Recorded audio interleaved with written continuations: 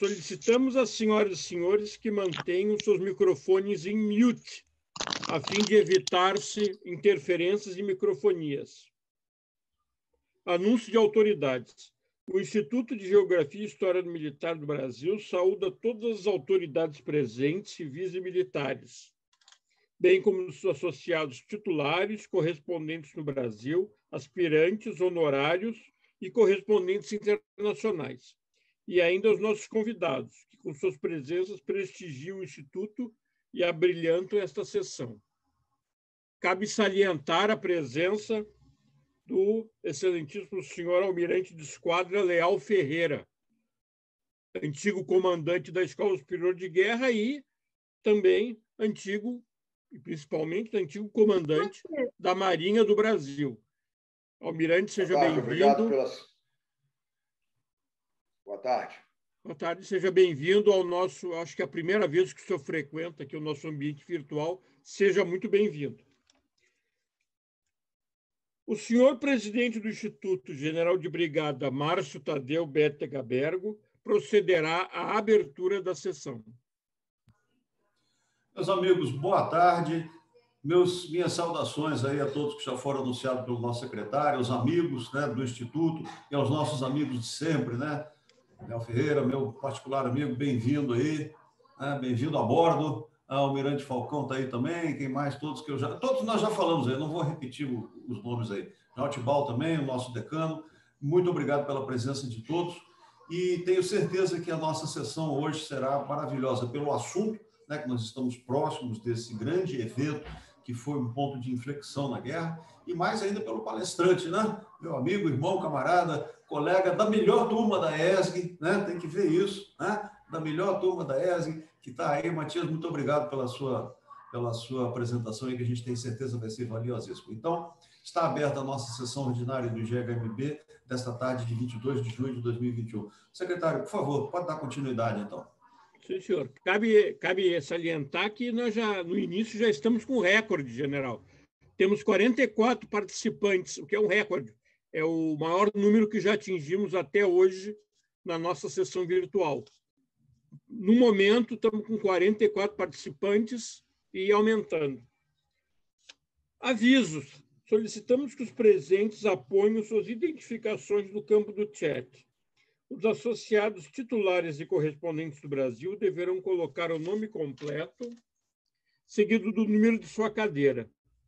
Os demais associados deverão escrever o nome completo e, após, colocar entre parênteses a situação, aspirante ou honorário, etc. Solicitamos ainda aos senhores convidados que escrevam o seu nome completo no chat e o endereço eletrônico.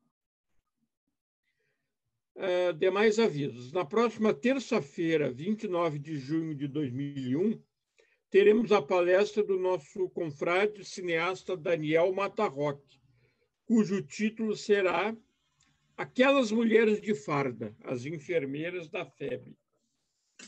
Currículo resumido do confrade vice-almirante Matias.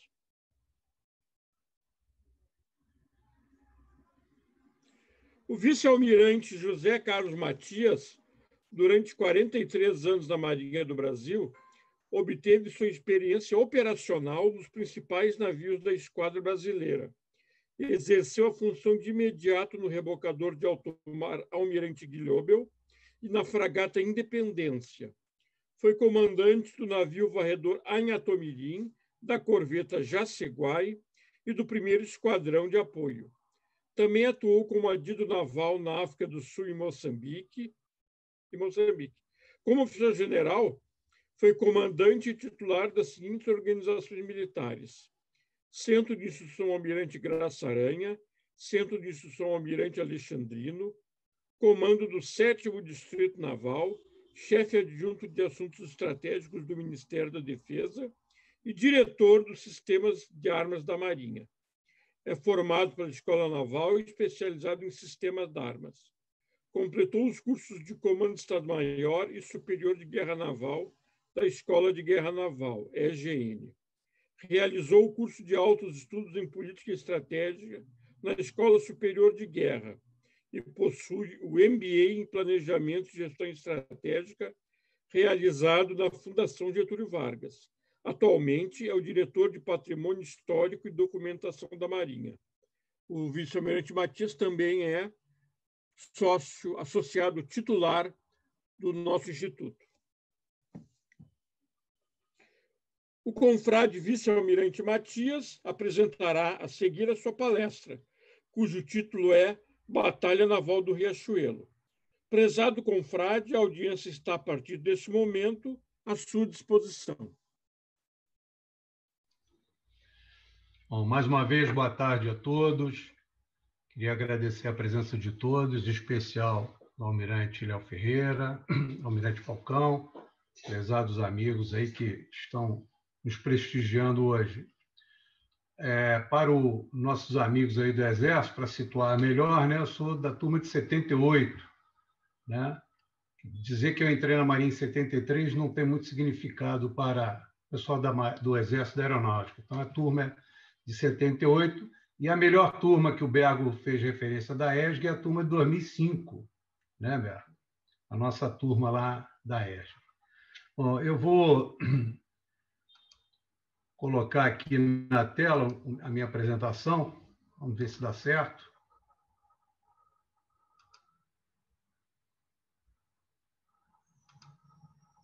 Creio que todos estejam vendo.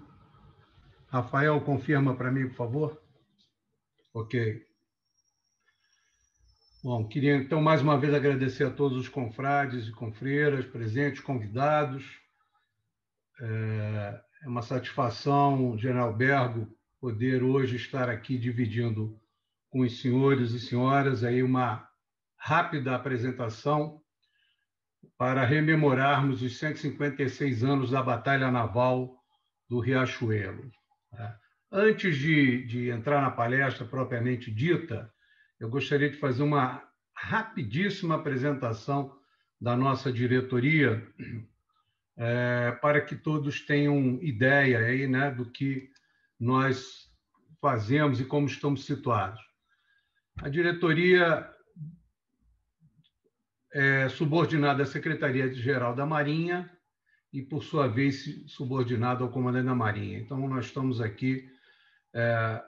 A Secretaria-Geral da Marinha é um dos órgãos de direção setorial da Marinha, um dos 7 órgãos de direção setorial da Marinha, e a diretoria está subordinada a essa secretaria.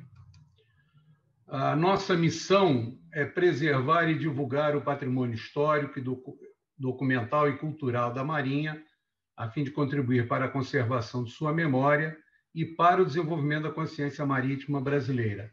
Isto também é uma tarefa muito importante da nossa diretoria. Só para que os senhores tenham uma ideia, nós funcionamos em 5 prédios diferentes e temos alguns navios, algumas embarcações. Começando aqui pelo canto inferior esquerdo, é o prédio do Museu Naval, que fica na Rua Dom Manuel 15. Neste prédio, além do Museu Naval, que é um museu que tem 7 salas de exposição, contando a história da Marinha, e que se confunde muitas vezes com a história do Brasil, também aqui funciona o gabinete do diretor, do vice-diretor, e 2 departamentos. Nós temos 7 departamentos na diretoria. 2 deles, a museologia e o departamento de apoio, funcionam, então, nesse prédio aqui da Rua Dom Manuel 15. O prédio imediatamente à direita, que fica na entrada do Arsenal de Marinha, do Rio de Janeiro, antiga odontoclínica da Marinha, hoje está hospedando aqui o Arquivo da Marinha. E nesse prédio, além do departamento do Arquivo da Marinha, nós temos também o departamento de História e o departamento de Publicações. Um pouquinho mais à direita, temos a fotografia aí da Ilha Fiscal, que é ligada por terra por esse pier ao Arsenal de Marinha, mas que fazemos já de quinta a domingo um passeio com os visitantes pelo mar, utilizando uma de nossas embarcações, que eu vou mostrar daqui a pouco. Esse também é uma joia aqui que nós temos o privilégio de sermos o responsável por ela. E à direita, o último prédio, Esse prédio rosa aqui é a Biblioteca da Marinha. Então, o Departamento de Biblioteca da Marinha, fechando aqui os nossos departamentos. No canto esquerdo superior, temos aí uma embarcação, a Nau dos Descobrimentos. É uma réplica da nau que trouxe aí os portugueses ao Brasil, esse navio que fez uma odisseia, né? com o qual os portugueses conseguiram desbravar aí o mundo e descobrir novas terras. Logo à direita aqui temos o navio Museu Bauru. O Bauru é um contratorpedeiro incorporado à Marinha em 1944, em plena Segunda Guerra Mundial, recebido novo, recém-construído, dos americanos. Participou ativamente da Batalha do Atlântico na Segunda Guerra Mundial, fazendo comboios, patrulhando o Atlântico Sul. É o nosso navio museu que conta a história da participação da Marinha e do Brasil nessa Segunda Guerra. Ele tem, além do navio em si, ele tem uma exposição permanente sobre essa participação da Marinha do Brasil na Segunda Guerra Mundial.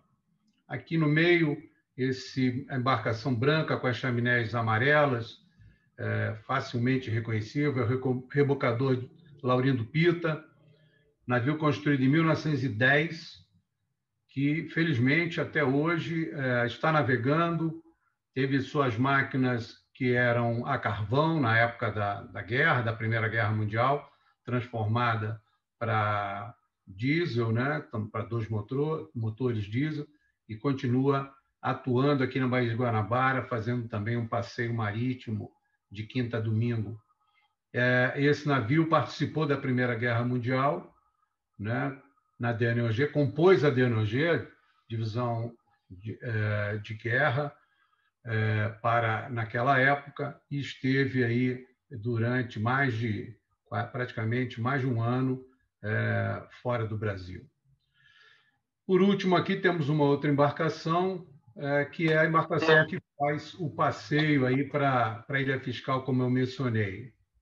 E acima, um pouquinho acima do Bauru, podemos ver o nosso submarino Museu Riachuelo, submarino da década de 70, que espetacular a visitação dele, né? A garotada, a criançada fica realmente muito entusiasmada visitando o submarino e os adultos também. E, por último, temos aqui um carro de combate que foi utilizado pelos nossos fuzileiros navais, uma aeronave de asa rotativa, um helicóptero, e o último que nós recebemos há pouco tempo aqui, um avião Skyhawk, Alfa 1. Bom, rapidamente, não vou ler nada disso aqui, apenas para vocês saberem que nós somos uma diretoria especializada, uma diretoria técnica, e essas áreas de conhecimento, museologia, arquivologia, história, arqueologia subaquática e biblioteconomia, são as áreas de conhecimento de nossa responsabilidade junto à Marinha, junto a todas as organizações militares do Brasil, da Marinha do Brasil. Então, vamos entrar aqui na nossa palestra, já fiz meu merchandising, vamos entrar aqui na nossa palestra, eu vou procurar seguir esse sumário, uma introdução rápida, alguns antecedentes, eu sei que a maioria dos senhores conhecem muito bem essa guerra, mas eu acho que nunca é demais a gente lembrar um pouco esses antecedentes, o início das hostilidades, comentar rapidamente as forças navais em oposição, participaram do combate, a batalha em si, uma conclusão e depois alguns quadros, uma iconografia da batalha que nós temos, algumas raridades que nós temos na diretoria. Bom, essa palestra ela é uma palestra institucional, né? Ela foi preparada pelo nosso departamento de História e eu vou procurar aqui seguir um roteiro para que a gente realmente não deixe nada passar. A Batalha Naval do Riachuelo é considerada como decisiva. Isso é um ponto importante. A vitória obtida pela Marinha Brasileira garantiu o bloqueio, impedindo que o Paraguai recebesse armamento do exterior, inclusive os navios encouraçados que havia encomendado na Europa e que depois foram adquiridos pelo Brasil. Pois os rios Paraná, Uruguai, Paraguai eram as grandes estradas de uma região repleta de terrenos alagados. O controle das vias fluviais assegurou para os aliados da Tríplice Aliança a utilização dos grandes rios da região, principais vias de comunicação, como já mencionado, e artérias logísticas para os exércitos. Dissuadiu possíveis aliados do Paraguai, argentinos e uruguaios, de entrarem no conflito, que perdera a chance de ser rápido, com possibilidade de vitória paraguaia. O Solano Lopes tinha certeza de uma vitória rápida, porque ele tinha mais de 70 mil homens já preparados desde de 1864, vinha preparando suas forças, e ele não tinha dúvida de que faria uma guerra rápida. E nós vamos mostrar que essa batalha impediu que isso ocorresse. Aqui é o nosso teatro de operações, de uma estratégia inicialmente ofensiva. O Paraguai, logo depois de Riachuelo, passou para uma estratégia defensiva, perder as chances de ganhar a guerra. Relembram-se, em 2021, os 156 anos desta batalha, que é considerada pela Marinha do Brasil como a principal vitória naval de sua história. O dia 11 de junho, data da batalha, é sua data magna. Vamos tratar, então, dos antecedentes. Durante o Império, a política externa brasileira dava muita importância à região do Rio da Prata. Era preciso manter os grandes rios dessa região, como já mencionei, o Paraná, o Paraguai e o Uruguai, de livre navegação para os navios brasileiros. A via fluvial formada pelos rios, por exemplo, era a melhor maneira de se comunicar com a província do Mato Grosso.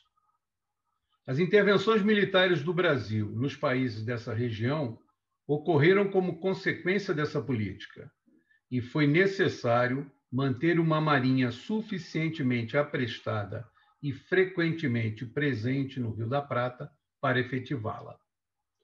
Após sua independência, em 1811, o Paraguai manteve-se isolado e afastado dos conflitos da bacia do Rio da Prata. Porém, tornou-se mais atuante na década de 1850, durante o governo de Carlos Lopes, pai de Solano Lopes, ampliando suas relações com os países vizinhos e iniciando a organização de suas forças armadas. Quando Solano Lopes sucedeu seu pai no governo do Paraguai, intensificou o rearmamento, a compra de navios armados para formar sua marinha e aumentou a influência de seu governo na região do Rio da Prata. Havia disputas entre o Brasil e o Paraguai no estabelecimento das fronteiras e na livre navegação dos rios Paraná e Paraguai, mas era improvável que isso levasse a um conflito armado. No entanto, em 1864, a disputa entre os partidos uruguaios Blanco, que ocupava a presidência daquela república, e Colorado, escalou para o combate armado e guerra civil.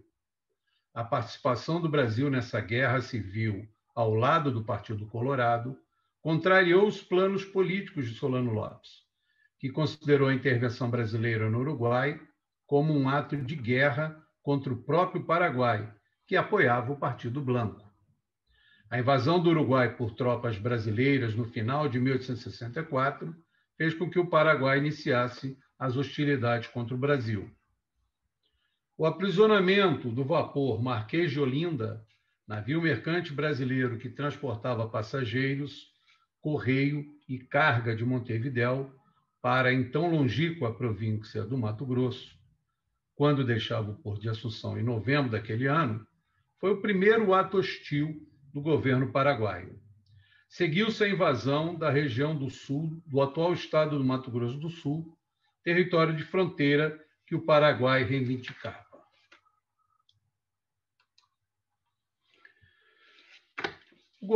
O Solano Lopes procurou obter permissão da Argentina para passar com suas tropas para invadir o Brasil.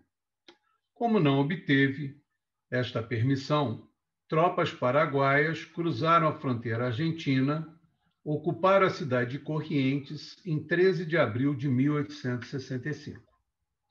Depois, uma coluna avançou para o sul pela margem esquerda do Rio Paraná, enquanto outra invadiu o Brasil por São Borja, no Rio Grande do Sul. Essas colunas se encaminharam para o sul, na direção de Entre Rios e na direção do Uruguai, respectivamente. Nessa fase inicial do conflito, os paraguaios derrotaram todas as tentativas de resistência argentinas e brasileiras, e sua vitória na guerra lhes parecia rápida e certa. A invasão do seu território fez com que a Argentina, que tendia a manter uma posição de neutralidade, não se envolvendo militarmente, como fizera na intervenção brasileira no Uruguai, aceitasse uma aliança com o Brasil contra o Paraguai. Em 1º de maio de 1865, o Brasil, a Argentina e o Uruguai, já sob o governo do Partido Colorado, assinaram o Tratado da Tríplice Aliança contra o governo do Paraguai.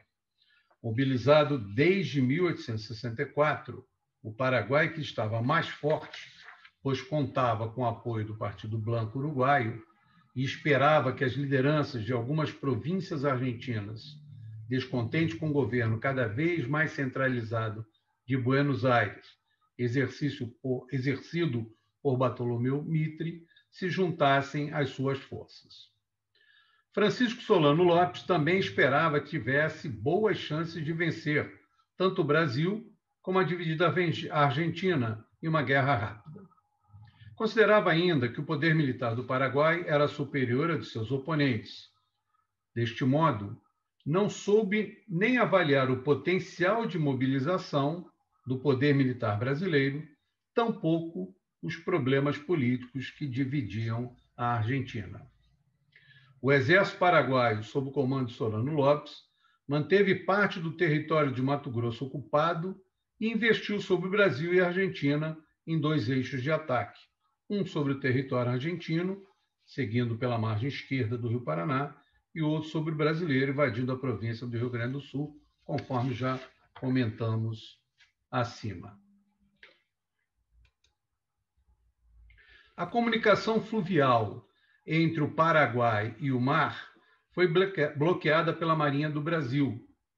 Nomeado pelo governo imperial como comandante em chefe da esquadra em operações de guerra contra o Paraguai, o almirante Joaquim Marques Lisboa, o então Visconde de Tamandaré, efetivou o bloqueio naval, dividindo sua esquadra em 3 divisões. Uma, composta de navios cujos calados impediam que operasse no Médio Paraná, tendo como capitânia a corveta Niterói, que permaneceu no Rio da Prata. As outras 2 divisões subiram o Rio Paraná, com o propósito de também apoiar as tropas aliadas que tentavam reagir contra o avanço paraguaio em território argentino.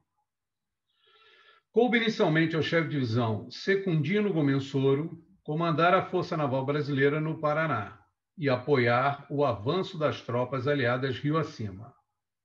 Logo, a Força Naval, sob o comando de Gomensoro, começou a ser criticada pela imprensa de Buenos Aires, porque progredia muito lentamente rio acima. Como o rio estava baixo e os encarnes de navios também eram frequentes e causadores de atrasos. Procurando obter mais agressividade da Força Naval no Rio Paraná, Tamandaré determinou que seu próprio chefe de Estado-Maior, o chefe de divisão Francisco Manuel Barroso da Silva, subisse o Paraná e assumisse o comando.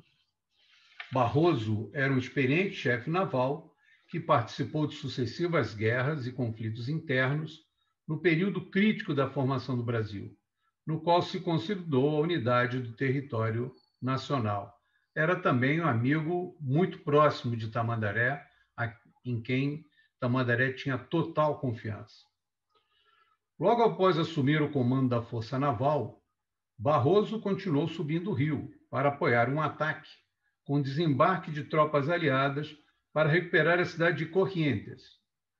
No ataque àquela localidade, em 25 de maio, houve inicialmente bom êxito, mas os paraguaios reagiram e, no dia seguinte, foi preciso reembarcar as tropas aliadas.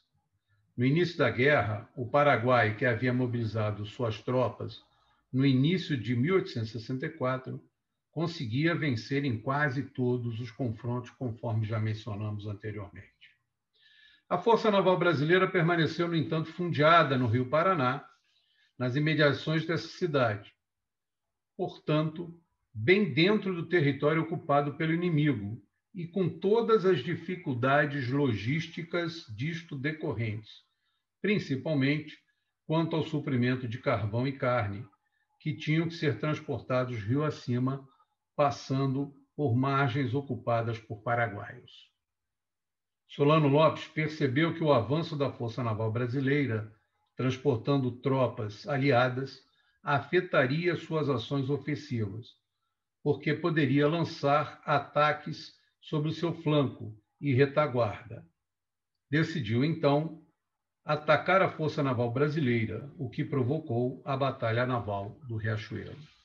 É importante mencionar que o próprio presidente Solano Lopes fez o planejamento desse ataque, como veremos um pouco mais adiante.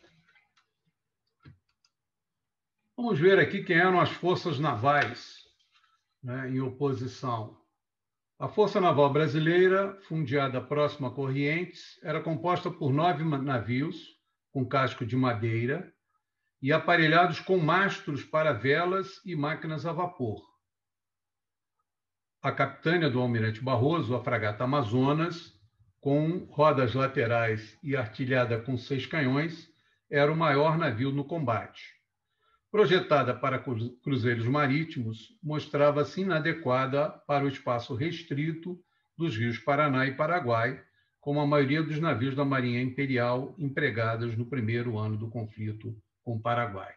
Nesse momento inicial da guerra, a Marinha ainda não tinha os navios adequados para essa área, para combater nos rios. Posteriormente, eles vão ser construídos, vão ser comprados, adquiridos, e nos eventos futuros, aí, nas batalhas ocorridas no Rio no futuro, com certeza esses navios estarão sendo utilizados. Construídos para operar no mar, foram deslocados para rios de baixa profundidade, onde o tamanho de seu calado negava-lhes a livre navegação, tornando o encalhe um perigo sempre presente. Os demais navios brasileiros tinham sua propulsão dada por um hélice. As corvetas Parnaíba, Beberibe, Jequitinhonha e Belmonte, e as caminhoneiras Iguatemi, Araguari e Mearim, foram adquiridas no exterior nos derradeiros anos da década de 1850. Eram, portanto, navios novos. Completava a Força Naval Brasileira a canhoneira Ipiranga, construída já no Arsenal de Marinha do Rio de Janeiro. Dos 8 navios da Força Naval Paraguaia, comandada pelo capitão de fragata Pedro Inácio Meza, 7 eram navios mercantes, com armamento adaptado no seu convés, incluindo o vapor de rodas brasileiro, Marquês de Olinda, capturado 5 meses antes. O único navio paraguaio construído como navio de guerra era Taquari, o capitânia daquela marinha. Além desses e das tropas dispostas nas margens do Rio Paraná, os paraguaios armaram 6 chatas. As chatas artilhadas, e aí nós temos o exemplo de uma dessas chatas, são um modelo existente no Museu Naval, que foi fotografado, inicialmente usadas pelo Paraguai, mas depois adotadas pelo Brasil, eram pequenos cascos de madeira de fundo chato, com cerca de 20 metros de comprimento, onde era instalado um único grande canhão, sobre um reparo giratório chamado de rodízio. Tais embarcações eram tripuladas somente pela guarnição responsável por operar o canhão. Logo, não tinham nenhuma propulsão própria, devendo ser rebocados por navios e colocados em posições fixas ao longo da calha do rio. Esse detalhe é importante porque influenciou diretamente na questão do tempo e distância, fatores de tempo e distância para a Marinha Paraguaia. Nós vamos ver que o reboque dessas chatas impediu que eles acelerassem e chegassem na hora que eles pretendiam para iniciar o ataque. Os paraguaios conheciam muito mais que os brasileiros aquele trecho do rio, e seus navios menores estavam mais adaptados à navegação fluvial que os navios de guerra brasileiros, feitos para enfrentar o oceano e não para manobrar no estreito e relativamente raso Rio Paraná. Aqui é interessante também que essa fotografia do vapor Pirabebe, esse vapor ele está no Parque Nacional Vapor Cuê, lá no Paraguai, fica um pouco distante de Assunção, mas é interessante que, se vocês observarem essa diferença de cores, né? Cinza e vermelho, aqui é a linha d'água. O que está pintado de vermelho é a parte que fica abaixo da linha d'água, ou seja, é a parte que dá o calado. É por aqui que a gente vê qual é a parte do navio que fica abaixo, dentro d'água, né? E que precisa ter uma profundidade mínima para que o navio não fique preso no fundo. Nós vemos também aqui a fragata Amazonas, aqui numa imagem navegando no mar, né, com velas. Ela tinha vela e vapor, era uma embarcação mista, a época ainda era de embarcações mistas, e dá para ver, né, nitidamente aqui como não era um navio para navegar em rio, né? Assim como a canhoneira Araguari. Bom, aqui chegamos aí ao plano de batalha.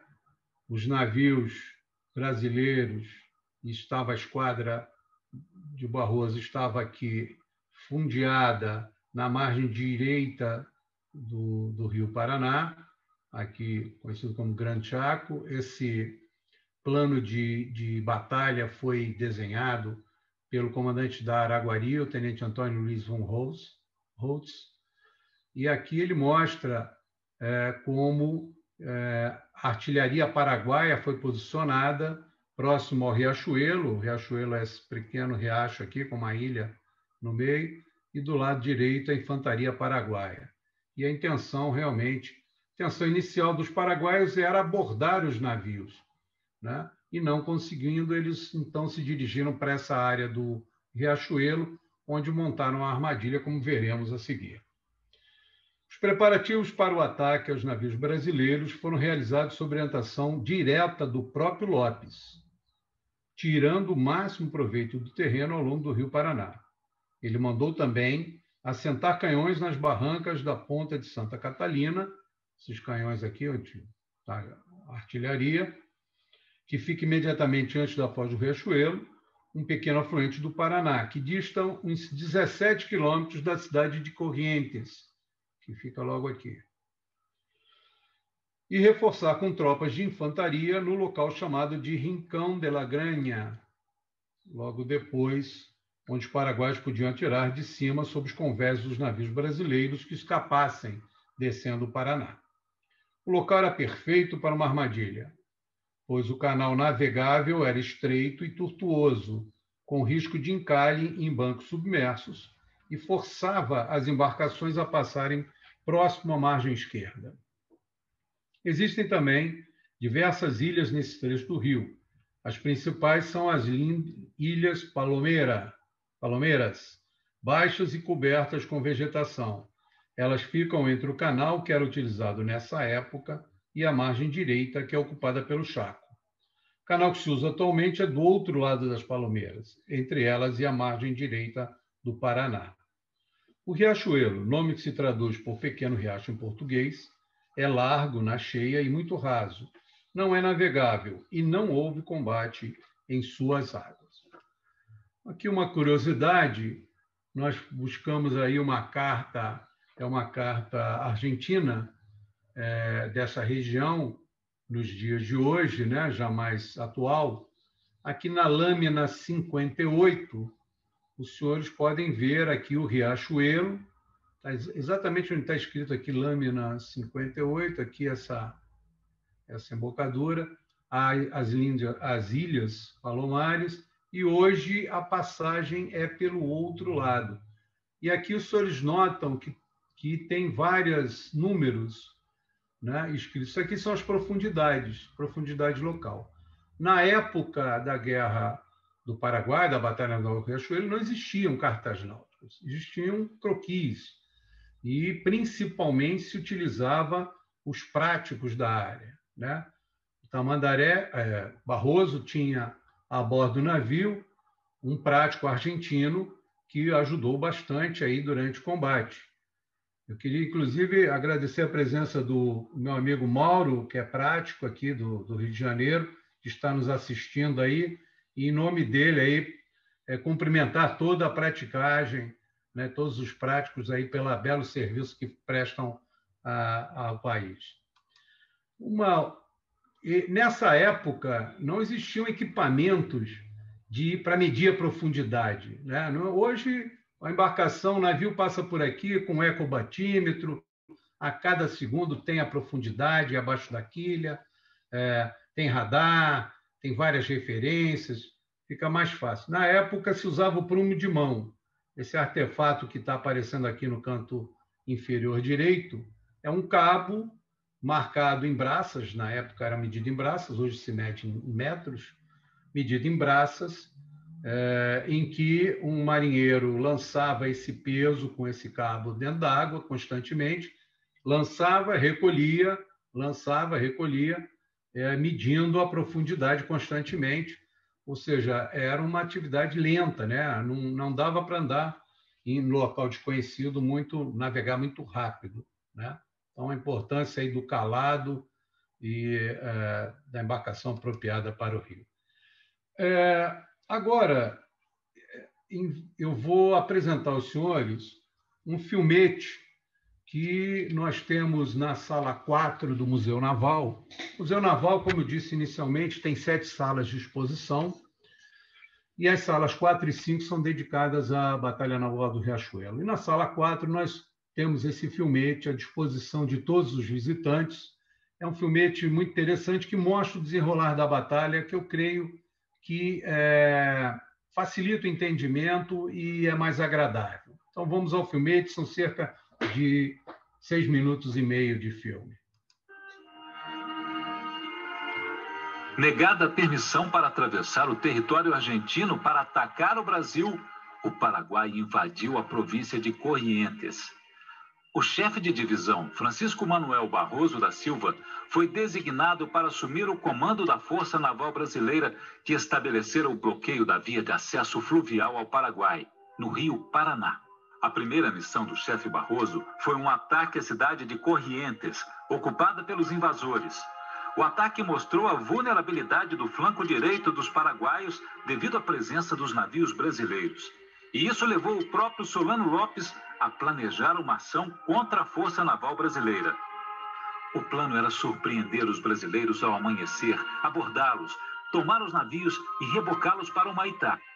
Os paraguaios também instalaram canhões e tropas de infantaria na margem esquerda, rio abaixo, próximo à foz de um arroio, chamado Riachuelo. Os paraguaios se atrasaram tentando reparar um dos seus navios, que acabou sendo deixado para trás, e o reboque das chatas os impediu de recuperar o tempo perdido. Na noite de 10 para 11 de junho de 1865, a Força Brasileira, constituída de 9 navios, estava fundeada perto da cidade de Corrientes, bem dentro de território argentino invadido pelos paraguaios. De lá, avistaram aproximadamente às 9 horas da manhã a Força Paraguaia, constituída de 8 navios, rebocando 6 chátaras artilhadas com os canhões. Achando que não mais surpreenderia os brasileiros, o comandante paraguaio, capitão de fragata Pedro Inácio Meza, decidiu descer o rio. Ao passar, ocorreu o primeiro combate com tiros de canhão.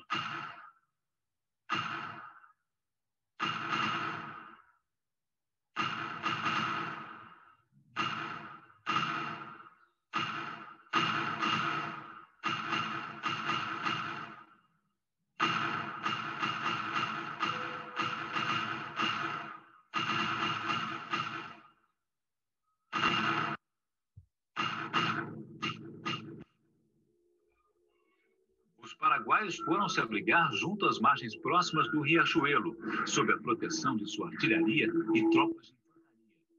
Após elevar a pressão das caldeiras, a Força Naval Brasileira começou a descer o rio, atrás dos paraguaios.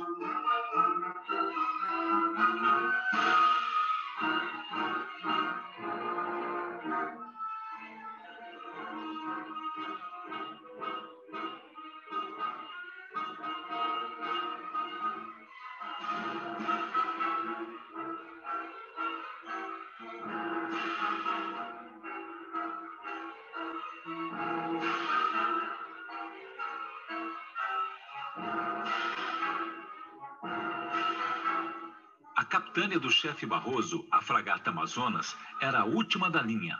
Quando Barroso avistou os navios paraguaios, resolveu deter a Amazonas para bloquear uma possível fuga do inimigo rio acima. Essa sua manobra não foi bem entendida pelos outros brasileiros. Alguns navios guinaram, acompanhando a capitânia sob intenso fogo paraguaio. O Jequitinhonha acabou encalhado.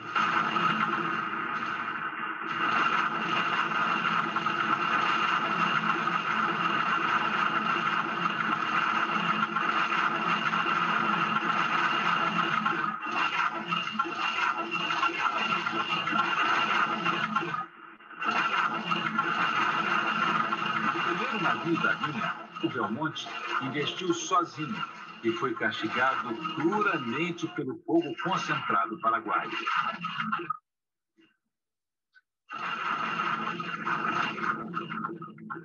Para reorganizar sua força naval, Barroso avançou com a Amazonas, assumiu a liderança dos navios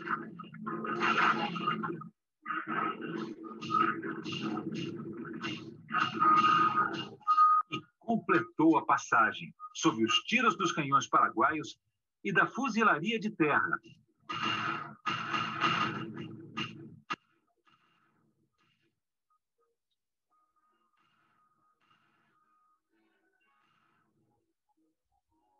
Afastou-se depois, descendo o rio Paraná, com apenas 6 dos seus 9 navios.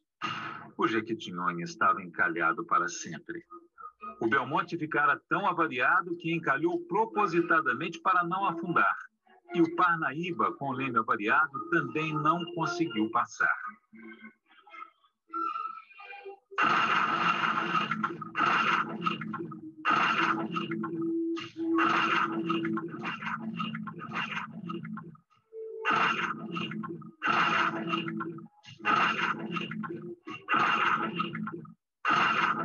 Barroso corajosamente decidiu regressar para a armadilha de Riachuelo. Desceu o rio até um lugar onde o canal permitia fazer a volta com os navios e cerca de 1 hora depois estava de volta. O Parnaíba estava sendo abordado e dominado pelo inimigo, apesar da resistência heróica dos brasileiros. Alguns lutaram até a morte. Mas Barroso tirou vantagem do porte do Amazonas e usou seu navio para abalroar 3 navios paraguaios e vencer a batalha.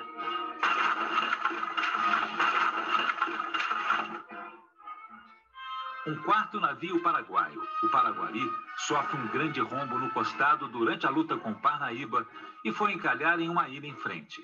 A tripulação também acabou abandonando-o. Concluída esta etapa da Batalha do Riachuelo, eram cerca de 16 horas. Barroso tratou de tomar as chapas. 4 navios paraguaios conseguiram fugir. Com a aproximação da noite, Os 2 navios brasileiros que os perseguiam regressaram para evitar encalhes em território inimigo. Antes do pôr do sol de 11 de junho, a vitória era brasileira. Bom, interessante aqui mencionar que Mesa se atrasara devido a problemas na propulsão de seus navios, o Iberá, que não participou da batalha, foi deixado para trás. E o reboque das chatas também atrapalhou, pois sua pequena borda livre permitia que entrasse água, quando os navios que as rebocavam aumentavam a velocidade para compensar o tempo perdido. Eles pretendiam chegar no alvorecer para fazer o ataque. E, devido a esses 2 fatores, se atrasaram, acabaram chegando, sendo avistados em torno de 8 horas, entre 8 e 9 horas, alguns dizem 8h30, mas em torno disso, e depois das 9 é que os navios brasileiros começaram a se movimentar. Ele decidiu não largar as chatas, pois sua presença na batalha era uma determinação de Lopes. Então, aqui a gente vê a falta de opção do chefe naval aí de decidir na hora do combate. Ele tinha que cumprir a ordem do seu comandante em chefe e, com isso, foi um dos fatores que atrapalhou bastante sua manobra. Chegando tarde, desistiu de iniciar o combate com abordagem. Julgava que não havia surpreendido os brasileiros e é acusado de ter, assim, perdido sua melhor chance de vitória. O navio brasileiro que avistou os paraguaios foi a Mearinha, a canhoneira Mearinha. E o seu comandante, o primeiro-tenente Elisário José Barbosa, içou o sinal de inimigo à vista, o que fez com que os navios todos se preparassem para o combate. Às 9h25, dispararam-se os primeiros tiros de artilharia. Abre aspas, choviam de parte a parte balas e metralha. Era uma chuva de respeito, segundo Barroso. Isso está no relatório, na parte de combate dele. Né? Barroso, sem dúvida, foi o maior herói dessa batalha, né? Utilizou a vantagem da Amazônia, do porto da Amazonas, para abarroar e utilizar 3 navios paraguaios. No filmete aparece mais um navio sendo abarroado, é uma das chatas. Ele, na verdade, abarroou 3 navios e uma chata.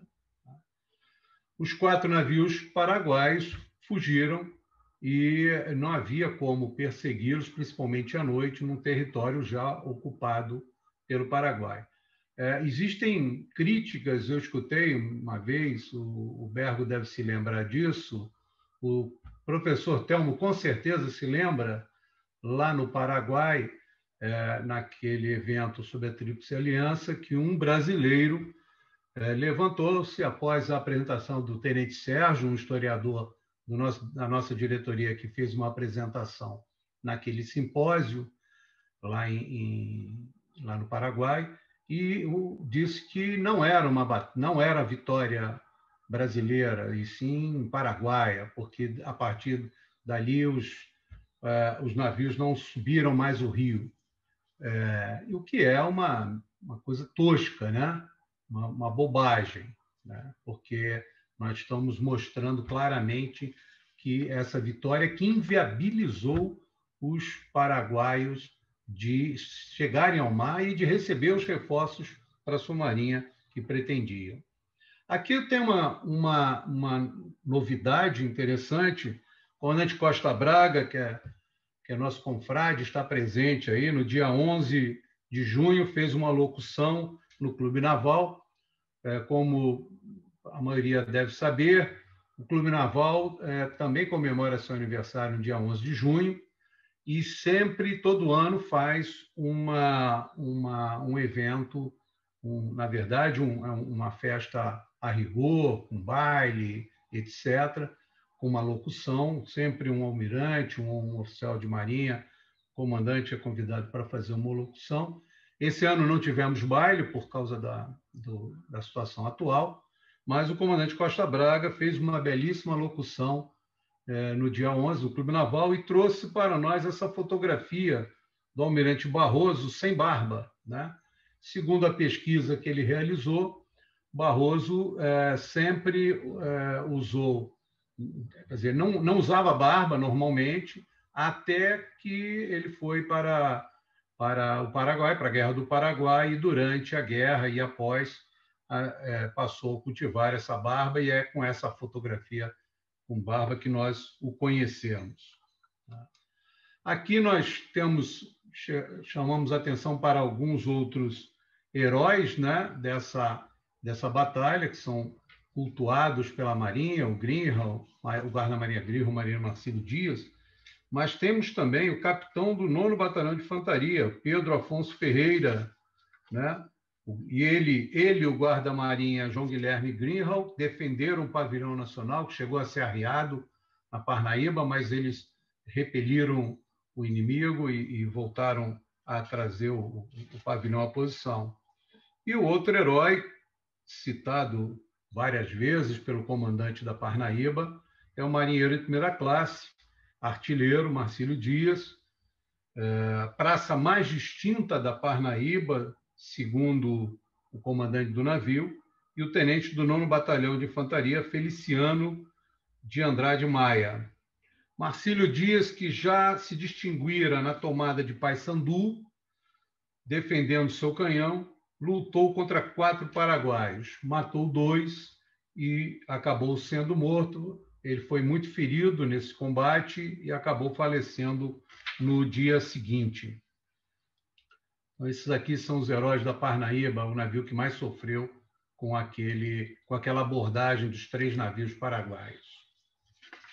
Bom, já chegando à conclusão, a Batalha Naval do Riachuelo reuniu características peculiares de uma batalha naval no meio fluvial.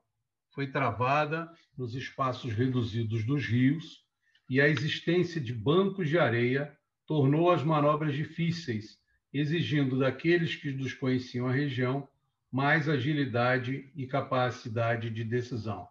É interessante um comentário aqui que me ocorreu. Ainda hoje, apesar de todos os equipamentos de navegação modernos que nós dispomos, com a praticagem a bordo, ainda ocorrem encalhes em bancos de areia nos nossos rios.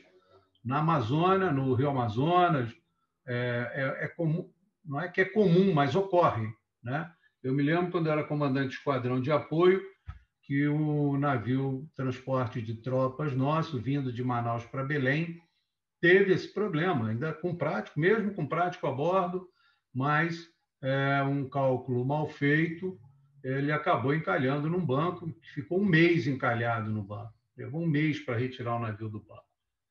A vitória está ligada diretamente à capacidade de decisão do almirante Barroso, arriscando a integridade de seu navio Capitânia, a fragata Amazonas, na manobra de abarroamento, que tirou de combate quase metade da Força Naval Paraguaia. 3 navios e uma chata artilhada, conforme já foi mencionado. Por aquele feito, Barroso recebeu o título de Barão do Amazonas, em reconhecimento pelos seus serviços prestados ao país. Riachuelo não foi a maior operação naval da guerra da Tríplice Aliança contra o Paraguai, nem a mais elaborada. O desembarque de Passo da Pátria, a passagem das fortalezas de Curupaiti e de Humaitá e o transporte das tropas para Santo Antônio, após a manobra de Pixiri, que ocorreram mais tarde nessa guerra, exigiram planejamento cuidadoso e envolveram meios mais apropriados para aquele teatro de operações. Riachuelo, porém, foi uma primeira grande vitória, que marcou uma inversão de expectativas naqueles tempos difíceis. A Força Naval, comandada pelo almirante Barroso, impôs uma séria derrota ao inimigo e proporcionou o domínio do Rio Paraná até o território paraguaio, garantindo o controle da navegação fluvial aos aliados. Embora a guerra tenha se prolongado até 1870, a vitória em Riachuelo foi determinante para o avanço dos aliados sobre o território inimigo, contribuindo para a derrota paraguaia. As batalhas que se seguiram até o fim da guerra consolidaram o entendimento de que as estradas da região eram os rios, cujo domínio foi garantido pela vitória da Marinha do Brasil em Riachuelo. Desde então, a Marinha do Brasil comemora todos os anos, no dia 11 de junho, sua data magna, os feitos heróicos daqueles homens que lutaram na Batalha Naval do Riachuelo, reconhecendo-os como exemplos e lembrando seus atos às gerações que os sucederam.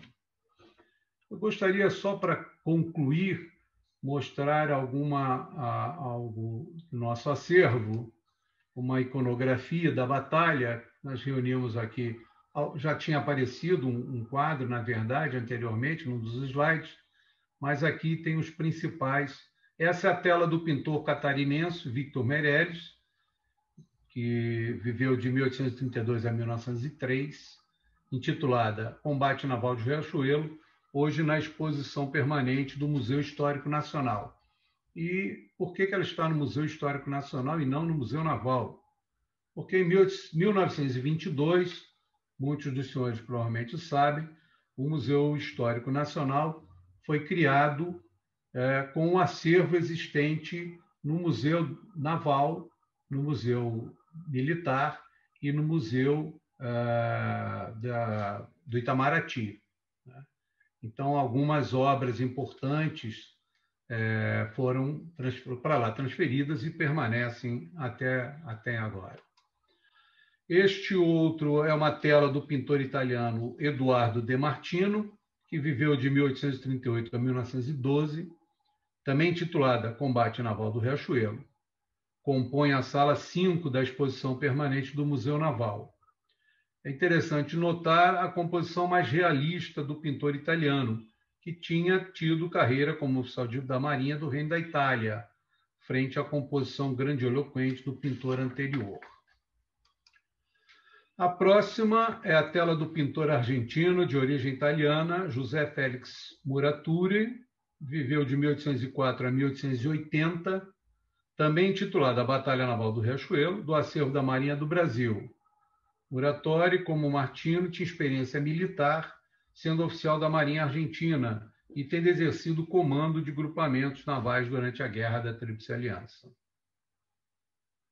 Por último, a aquarela do contra-almirante Trajano Augusto de Carvalho, intitulada A Batalha Naval do Riachuelo, do acervo da Marinha do Brasil e sob a guarda da Diretoria do Patrimônio Histórico e Documentação da Marinha. Então, termino aqui minha apresentação. Muito obrigado pela atenção de todos. Eu gostaria de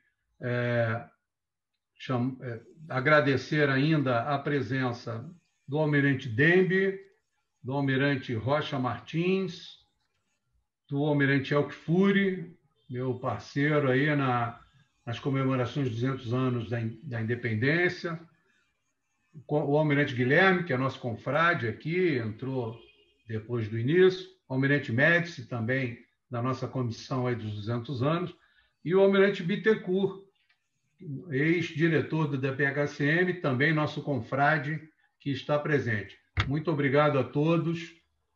Rafael, devolvo aí o palco para você. Obrigado. Obrigado, Almirante. Obrigado, Almirante, pela sua brilhante palestra. Eu gostaria de solicitar a todos os presentes, quer convidados, quer associados, que coloquem o nome, por favor, aqueles que ainda não fizeram, na lista do chat lá embaixo. Né? Nome completo e número da cadeira para os associados, ou condição da situação. E para os convidados, é muito importante, o nome completo e o e-mail. Bom, senhores, fim da brilhante palestra do nosso confrade vice-almirante Matias, passaremos então à fase dos debates. Solicitamos aos senhores possíveis debatedores que pressionem o dispositivo mão levantada do Zoom para fazer os seus questionamentos, ou simplesmente falem aqui na nossa tela, ok? Solicitamos que as perguntas sejam apresentadas de forma objetiva, clara e concisa. Quem seria, então, o primeiro debatedor? Coronel, tem 3 pessoas já com a mão levantada. Fala para mim aí, o Matarroque, por favor. Vou decepcionar a ordem. Pedro Bergo. Tá. O segundo aparece como iPhone de Antônio. iPhone de Antônio. iPhone de Antônio Ferreira. Coronel Ferreira. Coronel Ferreira. Então, Coronel e o Ferreira, terceiro debatedor é? É o Coronel Latifala. Coronel Giovanni Latifala. Ok. Então, os próximos já podem ir esquentando as perguntas, que eu sei que haverá muitas perguntas aí. Então, o confrade Pedro Bergo, por favor, pode tirar a sua dúvida. Boa tarde, Almirante Matias. Parabéns aí pela bela apresentação. Na realidade, eu tenho apenas 2 curiosidades. Eu gostaria de saber se o senhor poderia elucidar. Uma delas é com relação à tripulação daquele navio Jequitinhonha, que ficou encalhado lá nas margens, ou num banco de areia lá nas margens do Riachuelo, se eles sofreram algum tipo de represália. Se o senhor sabe se, naquele momento em que o navio encalha, as tropas paraguaias atacam o navio e se houve sobreviventes. E a segunda é com relação à mobilidade desses navios, dessas embarcações, porque nas fotos que o senhor mostra, parece que todos eles, tanto brasileiros quanto paraguaios, eles se movem através de uma hélice rotativa. E eu sei que eles também têm mastros de velas, né? Mas, no caso aí da batalha, só se usou as pás rotativas. São esses 2 assuntos que eu gostaria que o senhor estendesse um pouquinho. Muito obrigado. Bom, Pedro, boa tarde. Obrigado pelas perguntas. Eu com certeza vou precisar da ajuda aqui dos meus universitários, aí, o comandante Lopes está presente, o almirante Bittencourt também está pronto para me socorrer, com certeza. Tá? Eu vou iniciar aqui falando um pouco do que eu conheço, da minha opinião, e depois eu peço a eles que, se tiverem algo a acrescentar, que o façam. Bom, vou falar da mobilidade, né? Os navios brasileiros todos eram mistos. A Amazonas tinha rodas laterais, os outros navios eram hélice, né? Essa é uma diferença grande, né? Porque as rodas laterais elas são muito suscetíveis a serem atingidas aí pelos projetis, né? Por sorte, não ocorreu, né? Eu tenho a impressão que os paraguaios atiravam muito mal, mas pode ser só uma opinião minha. Mas é muito difícil, realmente, com um eixo só ou com essas rodas laterais, fazer essa manobra de giro, principalmente, né? Eles tiveram que fazer um giro para descer o rio, foram lá embaixo, outro giro numa área mais larga para poder voltar e manobrar. As velas não foram utilizadas, com certeza, porque para você manobrar com velas, você nem sempre tem o vento na direção que precisa, né? Principalmente quando você está num canal, num rio, o vento pode, se o vento estiver pela popa, maravilha, né? Pequenas embarcações conseguem navegar nos rios. Mas num momento desse, de batalha, que você tem que guinar rapidamente, que você tem que manobrar rapidamente, não dá para usar vela, não, né? Os navios paraguaios todos tinham rodas laterais, né? Então, eu não saberia te dizer qual é o mais fácil de manobrar, não. Eu creio que o de rodas é mais fácil. E você pode fazer um conjugado, né? Deve funcionar mais ou menos como funciona com 2 hélices. Mas na manobra não é fácil. Não era fácil também para os paraguaios. Mas os navios eram menores, né? Estavam acostumados com a região, conheciam a região, então eles tinham essa vantagem. A Jequitinhonha, eu não tenho aqui comigo dados, vou pedir aí ao Lopes, talvez saiba nos responder. Ela foi duramente castigada e próxima à margem. Eu quero crer que todos os tripulantes muitos tenham morrido e alguns sobreviveram, abandonaram o navio, muito provavelmente. Eu não sei se o Lopes, o comandante Almirante Bittencourt, Costa Braga, aí poderiam nos ter mais alguma informação sobre isso. Lopes, você pode falar? Almirante Bittencourt, por favor. Tem que ligar seu microfone. Tem que ligar o microfone. O microfone. Estão escutando? Forte e claro. Ótimo. Vamos lá. Eu estudei muito essa batalha. Realmente, a roda tinha vantagem em Rio, mas era muito ruim para um navio de guerra por sua vulnerabilidade. Com roda se consegue girar no mesmo lugar, com hélice jamais. Tá? É completamente irrelevante. Mas parece que a Parnaíba, durante a batalha, botou umas velas para se safar, porque ela estava com o leme avariado, tá? Finalmente. Qual foi a pergunta mesmo? Sobre a mobilidade dos navios e também sobre a Jequitinhonha. Só tem alguma informação sobre sobreviventes da Jequitinhonha? Os sobreviventes da Jequitinhonha foram retirados de bordo, não ficaram prisioneiros dos paraguaios, né? E principalmente o chefe, que era o segundo ali, em antiguidade na batalha, que era o Secundino Gomensoro, estava inclusive ferido. Ele foi retirado de bordo. Tá? Que mais? Acho que mais nada, não? É isso. Obrigado, Almirante. De nada. Parabéns. Muito obrigado. Tá bom? Satisfeito, Pedro? Satisfeito, muito obrigado. Obrigado. Segundo debatedor, por favor, o Coronel Ferreira. Pode fazer sua pergunta, Coronel. Almirante, meu respeito e minha admiração pela palestra muito esclarecedora e para nós, né, combatentes de terra, há um desconhecimento muito grande da manobra naval, né? A minha dúvida, evidentemente, é justamente sobre a manobra que o Barroso empreendeu, né, para decidir a batalha. Eu queria que o senhor, rapidamente, evidentemente, nos desse aí uma ideia de que tipo de manobra naval era usada, né? Qual era a doutrina daquele período para esse tipo de combate, particularmente no caso aí que era um rio e uma área estreita, né? Que tipo de manobra era a mais adequada, né? E essa que o almirante Barroso empreendeu, né? Ela me parece que ela tá no rol de manobras a serem feitas e em seguida me parece que há uma abordagem.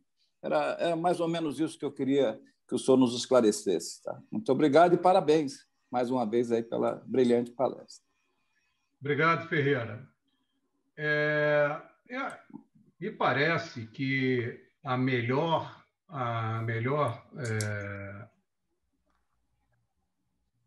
manobra seria a abordagem, né? E era o que os argentinos queriam fazer. Os argentinos queriam abordar os navios brasileiros, até porque eram navios mercantes adaptados, e os nossos navios, apesar de não serem apropriados para rio, mas eram navios de guerra, né? Então, para eles, haveria uma vantagem maior com a abordagem, né? E aquela, tentando antes, com tiros de canhão, você reduzir a capacidade de combate do inimigo, né? O que o Barroso fez foi uma adaptação, não seria uma manobra típica daquele momento, uma manobra que ocorreu muito no passado, mas que os navios tinham um ariete na proa, né? Tinham uma proa reforçada com um dispositivo para poder fazer esse tipo de abarroamento, né? Não era, me parece, eu posso estar enganado, mas não me parece que nesse momento no mundo, nas marinhas do mundo, fosse uma tática ainda utilizada. Essa tática foi muito utilizada no passado, os navios a remo, principalmente, no Mediterrâneo, né? E já não era mais uma tática, era uma tática ultrapassada.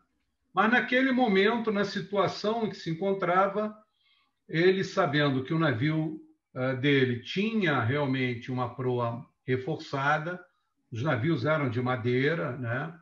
Ele resolveu usar essa tática, que era uma tática já conhecida, mas não apropriada, vamos dizer assim, para aquele momento. E deu certo, né? E ele conseguiu, com isso, abalroar 3 navios, uma chata, todos de madeira. Lógico que ocorreram avarias no navio dele, né? Mas muito menores, tanto que o navio não teve nenhum problema. Eu creio que a abordagem realmente... E é o que aconteceu, né? Na Parnaíba, os navios argentinos fizeram abordagem, os 3 navios ao mesmo tempo, tentando invadir a Parnaíba, tentando tomar o navio, né? Na verdade, eles não queriam destruir os navios, eles queriam tomar os navios, aumentar a frota deles, né? Eu creio que é por aí. Não sei se o Almirante Bittencourt quer acrescentar alguma coisa. Por favor, Almirante. O Almirante Guilherme, que também está nos ouvindo aí, conhece bem o assunto. Só está com o microfone desligado. A Guerra Civil Americana, que é um pouquinho antes da Guerra vamos chamar de Guerra do Paraguai, não? Guerra da Tríplice Aliança contra o Paraguai. Um pouquinho antes da Guerra do Paraguai, a Guerra da Tríplice Aliança ainda não havia terminado quando começa a Guerra do Paraguai. Houve abordagens, houve várias abordagens. No caso, o Barroso estava improvisando. Realmente, aquilo foi improviso com riscos. A proa, apesar de ele ter uma proa mais ou menos... não era reforçada para abalroar. Tá? E agora, como a Guerra da Civil Americana foi imediatamente antes, é sabido que os nossos chefes navais estudaram a Guerra Civil Americana. Houve muito empenho, porque realmente tudo que se aplicava lá era aplicável aqui. E foi uma guerra também de Rio, no Mississippi, Missouri. Então, realmente, não sei se o Barroso, aquilo foi um improviso ou se o Barroso realmente sabia que na Guerra Civil Americana houve abalroamentos. Tá? E com sucesso alguns deles. E houve também o abalroamento que o navio que bateu e afundou junto. Tá? Que era possível que acontecesse. Né? Se a proa não resistisse, o Amazonas ia para o fundo junto com os outros. Então, esse é o comentário. Acho que não se sabe se o Barroso improvisou ou não. Barroso não era de muitas palavras. É só. Com certeza, a manobra não era uma manobra arriscada. Ele realmente arriscou. Nós precisamos relembrar que a primeira fase da batalha estava tendendo fortemente para os paraguaios, né? Nós estamos com 3 navios fora de ação e o Barroso voltou e viu a Parnaíba ali também quase sendo tomada, e com isso teve que tomar medidas extremas. Ou não, Almirante Bittencourt? Só um acréscimo. Os paraguaios tinham um navio com hélice, o Pira-Bebê era com hélice. Tá? Agora, os outros todos eram de roda. Para Rio, não sei. Se não fosse um navio de guerra que vai entrar numa batalha, a roda pode ser avariada, naquela época eu escolheria a roda. Ou seja, era a maneira de você fazer um giro com o navio parado, com o navio no mesmo lugar. Uma roda para frente, outra para trás, ele roda no mesmo ponto. Né? E com hélice isso é impossível. O navio tem que fazer uma curva de giro. O Barroso, ele realmente é o vencedor dessa batalha. Foi ele que levou a peito, como o Almirante Matias falou, foi ele que levou a peito e conseguiu, por improviso, vencer a batalha. Há um probleminha nisso aí. Os argentinos, durante alguma fase, logo depois da batalha, andaram dizendo que o mestre da batalha, ou seja, o prático que estava a bordo do Amazonas, que sugeriu Não há prova nenhuma disso. Aliás, o mestre depois desmentiu tudo isso, o prático desmentiu tudo isso, embora o filho dele, que queria continuar ganhando a pensão que a Marinha do Brasil deu para ele, depois que ele morreu, voltou a este assunto lá na Argentina. Mas nada sério. Almirante, só fica complicando a guerra aí. Ó. Os práticos que estão escutando a palestra vão achar que eles é que ganharam a batalha e não o Barroso. O comandante é sempre o responsável, não? Afirmativo.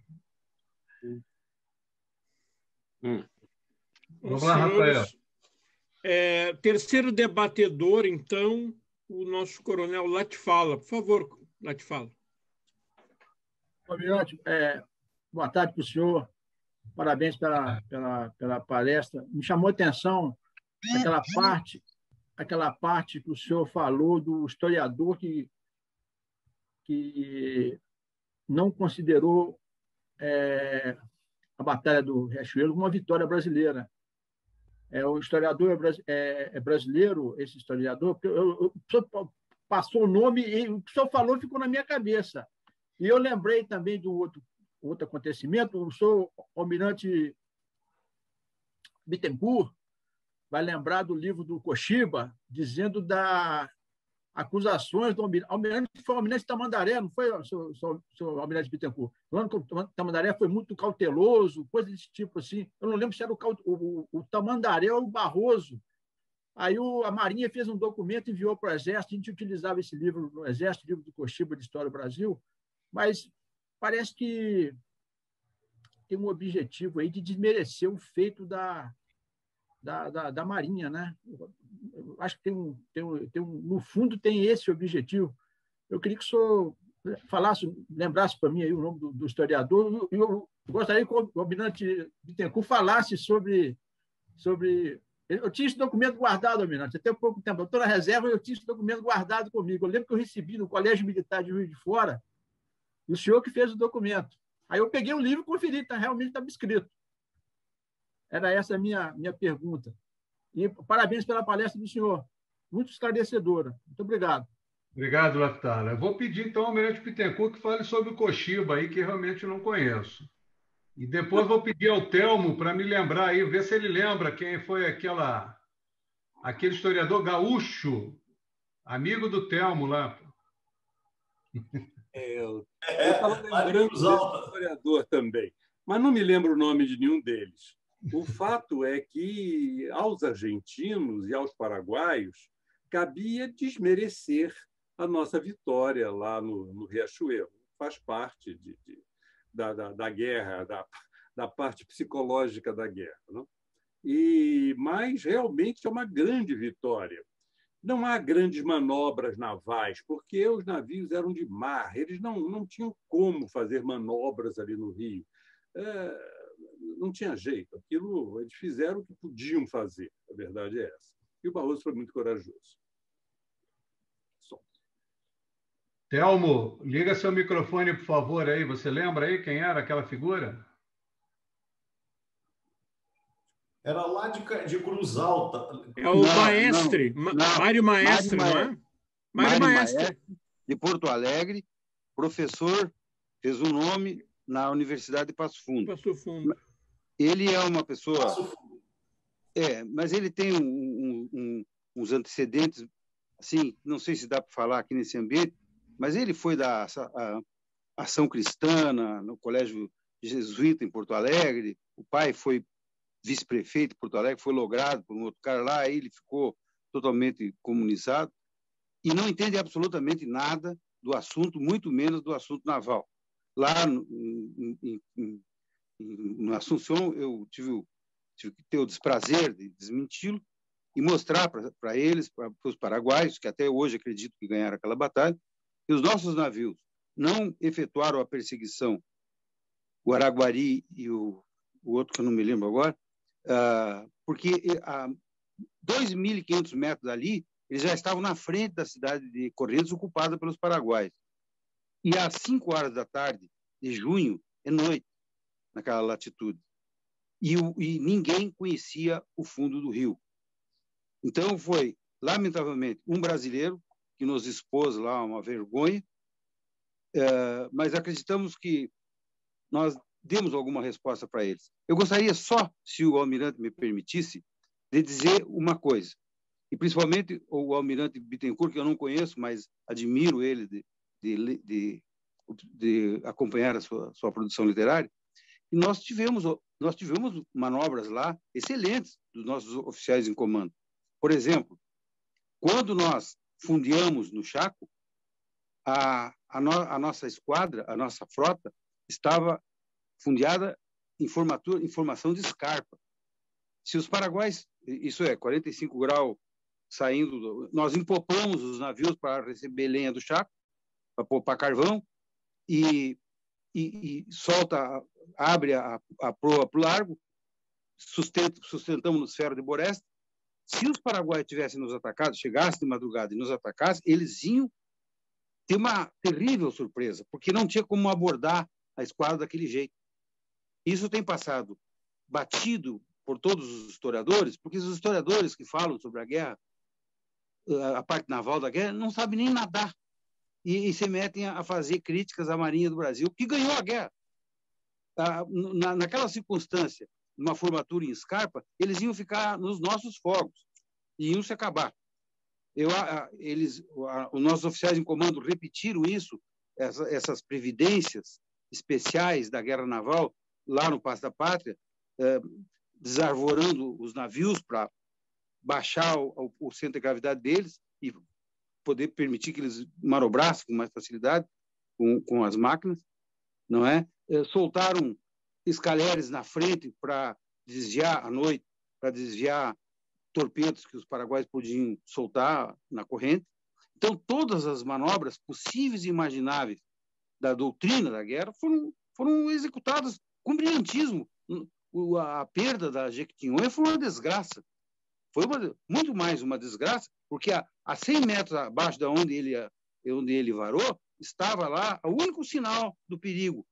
Era um bergatim velho que tinha varado, como dizem os castelhanos, ali mesmo, naquele banco, e ficou o resto do bergantim lá, e era um sinal, mas era um sinal que não deu para o comandante da Jequitinhonha aproveitar, porque ele estava sob fogo. Eles tinham 22 peças de artilharia e 6 obuses lá em cima do cerco da barranca, que é 18 metros de altura. Então, as condições...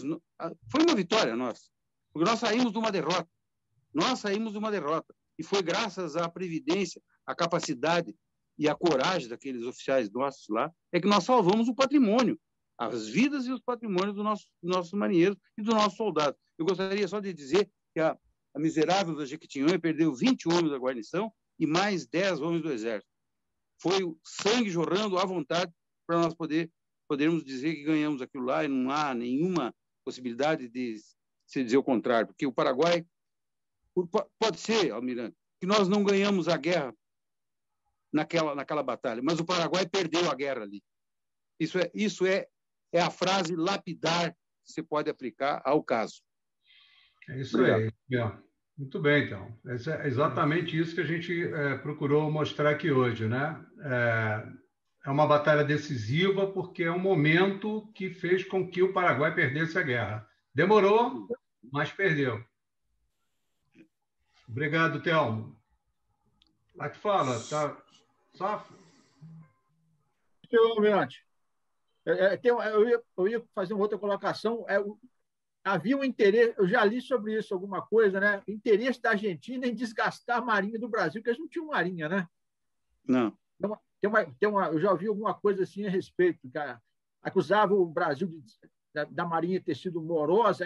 A história do livro que eu li, do Koshiba, que não sei se foi o Tamandaré, o Barroso estava sendo muito moroso, mas o almirante estava sendo cauteloso, né? Porque o desconhecimento igual o senhor explicou, que os navios não eram apropriados, não conheciam o rio, e eles parecem que tinham interesse no desgaste da marinha, algo que eles não tinham naquela oportunidade, uma marinha tão grande igual a nossa, né? Tão poderosa igual a nossa, né? Eu já li alguma coisa a respeito, eu não sei se isso tem fundamento. Isso é uma coisa queriam ganhar a guerra, mas com desgaste. Se tivesse que alguém morrer e desgastar, que fosse o Brasil, né? Eu já li alguma coisa sobre os argentinos pensando nisso. Eu não sei se isso é verdade. Existia um problema, vamos dizer assim, de comando de alto nível, porque o Mitre, que era o comandante em chefe, né, dos aliados, ele não comandava o Tamandaré, né? O Tamandaré tinha autonomia total para fazer a guerra naval. Então, isso provavelmente incomodava o Mitre, né? Incomodava o presidente. Eles não tinham marinha, até onde eu sei, pelo menos nenhuma embarcação deles, nenhum navio deles participou de nenhum combate, até onde eu conheço. Então, certamente, isso aí tem esses autores revisionistas que querem redescobrir a história, né? E recontar a história de uma maneira invertida. Aí. Faz parte. A gente tem que conviver com isso. Não sei se o Almirante Bittencourt quer comentar mais alguma coisa sobre o Koshiba.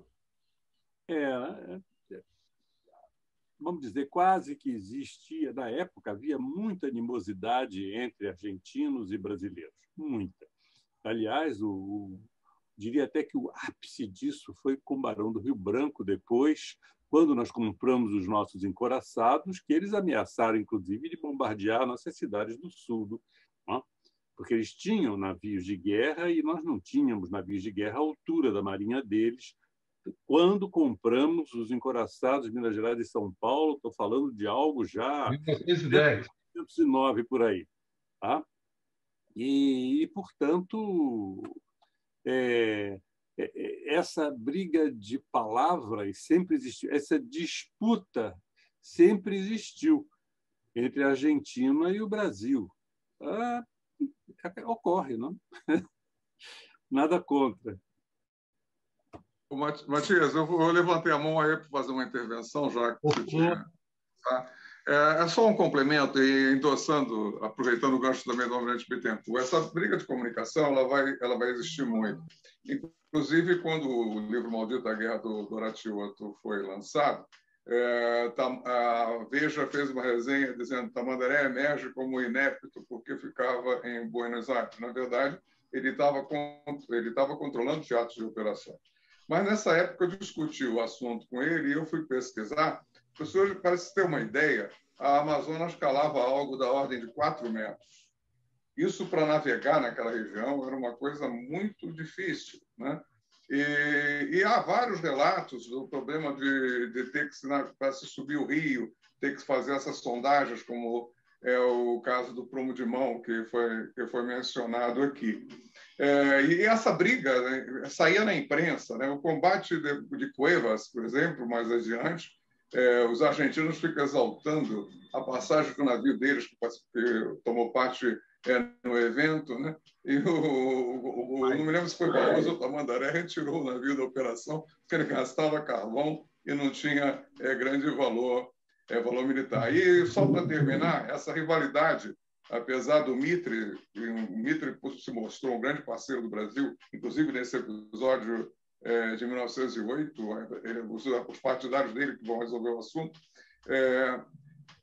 o Tamandaré se referia aos argentinos como, em francês, né, os nossos amigos, os inimigos, em relação aos argentinos naquela época, tal a rivalidade que havia. E justamente como o Almirante Bittencourt sempre destaca que o Mitre gostava muito do Brasil, quando quando o Stanislaw Ceballos planeja fazer um bombardeio em 1908, antes da chegada da esquadra de 1910, é justamente o partido do Mitre que coloca aquilo a público e provoca um escândalo que vai neutralizar a ação do Stanislaw Ceballos. O Mitre era relativamente novo, tinha 30 e poucos anos na época da Guerra da Tríplice Aliança, e ele viveu muito, ele vai morrer em 1900 e pouco, por aí. Tá? Era só essa intervenção, era o comentário, eu posso baixar a mão aí agora, que era para acrescentar. Obrigado. Obrigado, Almirante Guilherme. Algum outro debatedor, senhores? Está com a mão levantada o comandante Costa Braga, coronel. Comandante Costa Braga, por favor, pode fazer a sua intervenção. Boa tarde a todos. Parabéns, Matias, pela excelente explanação, esse filmezinho aí maravilhoso que você também apresentou. Cumprimento a todos aí, boa tarde. Só queria fazer uma observação bem simples. A guerra da Tríplice Aliança, ela foi, durante muitos anos, reconhecida no mundo todo como uma atuação ruim do Brasil. Tá? Isto em decorrência do representante diplomático inglês, né, no Paraguai, ter escrito um livro. Eu tenho esse livro, vou doar até para o Instituto. Esse livro é muito interessante. E esse representante inglês, ele, no seu livro, ele critica demasiadamente o Brasil, mas demasiadamente o Brasil. E foi o livro que a Europa tomou conhecimento, porque logo depois ele publicou esse livro na Inglaterra.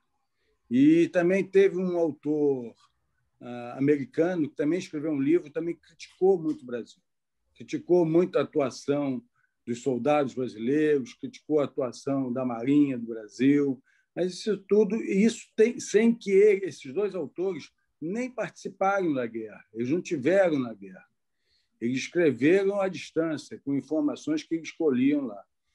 E, então, durante muito tempo, na Europa, principalmente, em decorrência desse livro, desse representante diplomático inglês que vivia lá no Paraguai, ele criticou muito o Brasil. O Brasil foi muito criticado durante muito tempo na Europa devido a esse livro.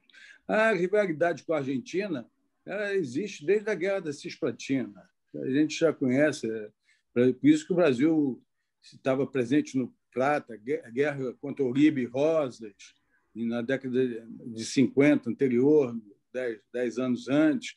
Enfim, um detalhe interessante, o Mitre estava vendo uma guerra, tinha uma guerra dentro do país dele também, uma luta não digo guerra, mas tinha uma luta pelo poder. O general Urquiza ele tinha influência grande entre Rios e Corrientes, nas duas províncias. Na província de Buenos Aires, que era majoritária, tinha maior poder, o Urquiza o Solano Lopes acreditava, isso está escrito num livro que eu acabei de ler, de um oficial paraguaio, já na reserva, já antigo, já está na reserva. E o Urquiza, o Solano Lopes tinha feito um certo acordo com o Urquiza, que tinha a província Corrientes e Entre Rios em suas mãos ali. Só que o Urquiza deu volta atrás. E o Paraguai queria, já era desde a época de Artigas, Artigas morreu no Paraguai. Quando Artigas foi banido do Uruguai, ele foi viver no Paraguai. E desde a época de Artigas existia a ideia de se fazer uma confederação de Paraguai, Entre Rios, Corrientes e Uruguai. Existia isso aí, essa ideia já tinha desde a época de Artigas, e que Solano Lopes tentou implementá-la. Um detalhe interessante é que Mitre se afasta, tem um momento que Mitre se afasta da guerra porque ele estava com essa crise interna lá. Depois ele conseguiu apaziguar e conseguiu tomar o poder. Tem livros que dizem que Mitre não tinha tropa. E quando ele conseguiu apaziguar e botou a tropa que ele botou na frente era uma tropa argentina. É uma tropa argentina que era inimiga dele e parece que mandava também matar esse pessoal todo. Um outro detalhe também interessante da vida familiar do Mitre é que durante a guerra da Tríplice Aliança, o seu filho morava no Rio de Janeiro e se suicidou aqui no Rio. Ele perdeu a vida aqui, se suicidou, e isso foi um choque, um abalo muito grande também para o Mitre. Só esses detalhes que eu queria mencionar. Muito obrigado, Matias. Parabéns aí, mais uma vez, pela tua brilhante palestra. Obrigado. Obrigado, Costa Braga.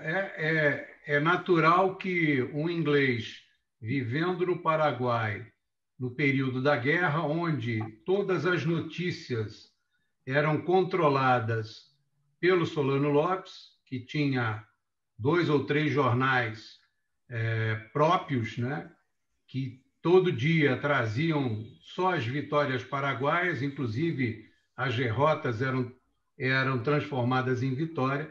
É natural que esse sujeito só tenha visto um lado, só tenha registrado o que aconteceu a favor do Paraguai e, com isso, escreveu um livro com informações totalmente não checadas, né?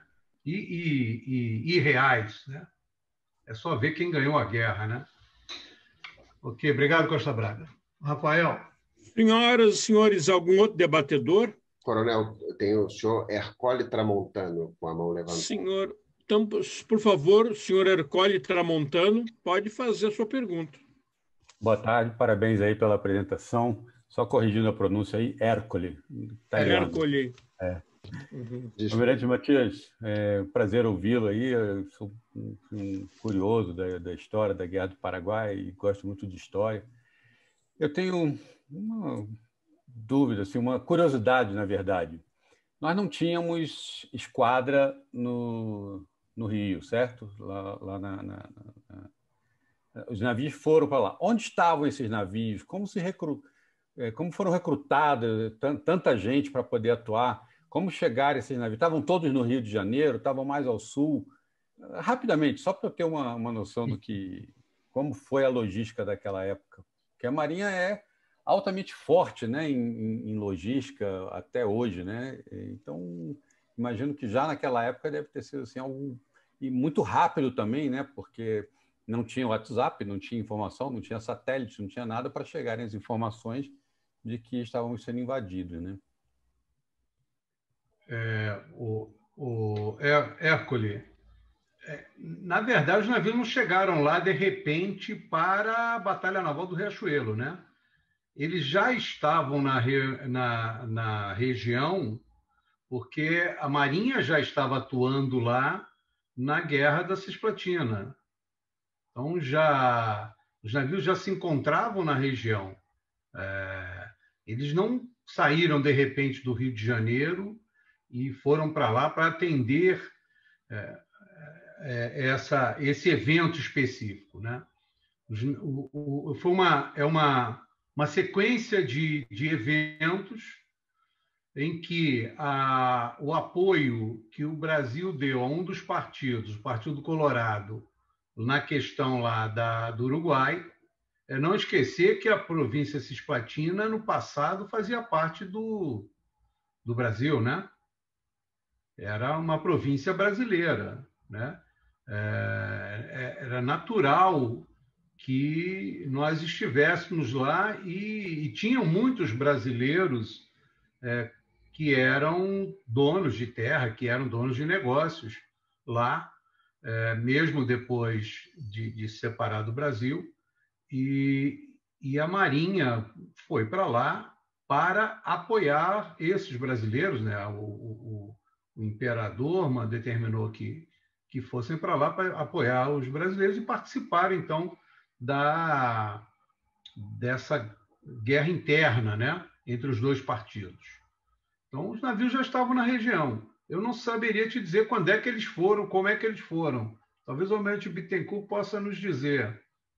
Também não saberia te dizer quais são os navios que ficaram no Rio de Janeiro, mas certamente nossa Marinha não era composta só por esses navios que eu mencionei hoje, né? O Almirante Bittencourt quer dar uma complementada? Por favor. Obrigado aí. Pode ligar o microfone. Não, o Almirante Bittencourt ainda vai complementar aqui. Pode ligar o microfone, Almirante. Eu acho que ele desconectou, hein? O Almirante Bittencourt, eu acho que ele não está conseguindo... Congelou lá. Lopes, por favor. A maioria dos navios... boa tarde, primeiro a todos os confrades e ouvintes da palestra.